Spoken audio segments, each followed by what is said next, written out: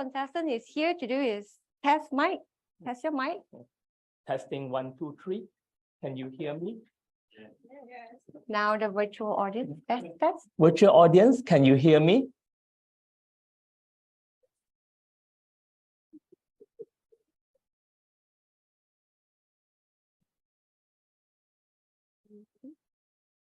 Ladies and gentlemen, Peter Tham. Why? Why Peter Tham?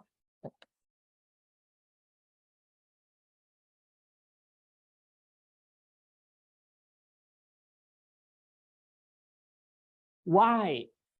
Why are you here on planet Earth? Are you here just to fill up space?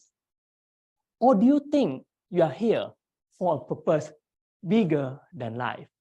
Fellow Toastmasters, ladies and gentlemen, and guests, finding the purpose of our life is not easy, but it is worth it. Let me tell you my story. On a cold, gloomy day in 1966, my father passed away, leaving behind my mother, a full-time housewife with just 3 years of primary school education. And I was just 3 years old. And we were very poor.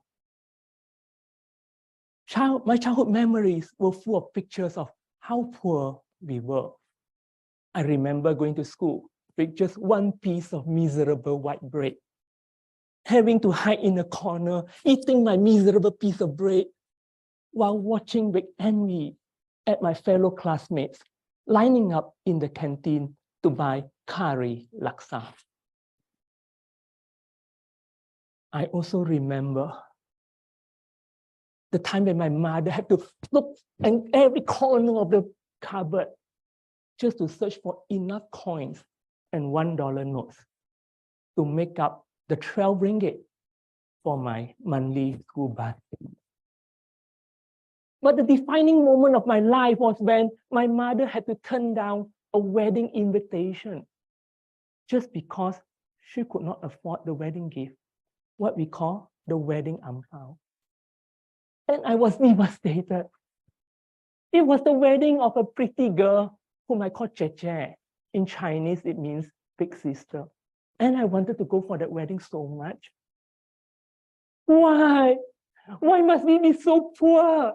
I cried in my heart. Then I make a decision. I will be successful in life no matter what. And that means to me is study hard, get good grades, get a good job, and climb up the corporate ladder, which I did. To cut the story short, I took up the tough professional accountancy examination called ACCA. And after much struggle, I passed the exam while working a full-time job in public bank and studying at night after giving tuition. Yes, which means I study past midnight and wake up early the next morning to go to work. But I was fortunate. After I passed the examinations, I got a job in a bread manufacturing company, a fast-growing one. Yes, Gardenia. And I climbed up the corporate ladder pretty fast. By age 27, I became the youngest head of department, the head of finance. And at age 29, I got married. I brought my wife to USA for holiday. Never would have, I thought that would be possible. Continue to climb up the corporate ladder. I bought my first car and my first house in Gardenia at age 27. And I changed car and I bought a bigger house. I went for better holidays. I was on the road to success. Then disaster struck. I suffered a stroke. I lost the ability to use my left hand and my left leg. I was rushed to the hospital. my high blood pressure was 205/116. I was admitted to the hospital CCU unit, and there, tied to the bed with all kinds of gadgets around me. I couldn't move. I was miserable. Material things lost its glimmer. All I want was to begin back the movement of my hands and my leg. Yes, ladies and gentlemen, health is wealth. Take care of your health while you are still healthy. I was fortunate. I was introduced to a very good physiotherapist. I fully recovered. Today, nobody would have known I've got a stroke if I've not told them. But now that God given me a second chance to live life normally, do you think my purpose is still to live longer, to gather more material wealth, to go for better holidays and bigger cars? No, it doesn't make sense to me. I discovered that external things doesn't bring me true happiness. But what will really bring me true happiness, or maybe even very sad, is who I become, depending on who I become. Yes, I found the life to self-actualization, to be the best person that God meant me to be. I just started this journey.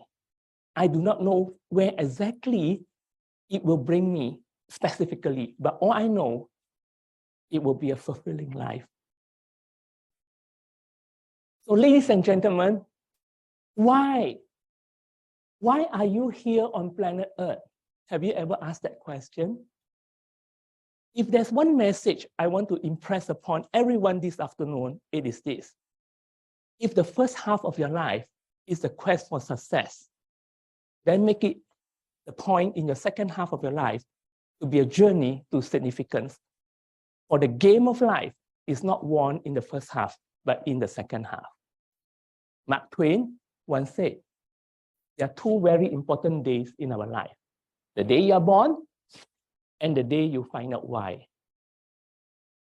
Find your why and fulfill your destiny. Contest chair. Thank you.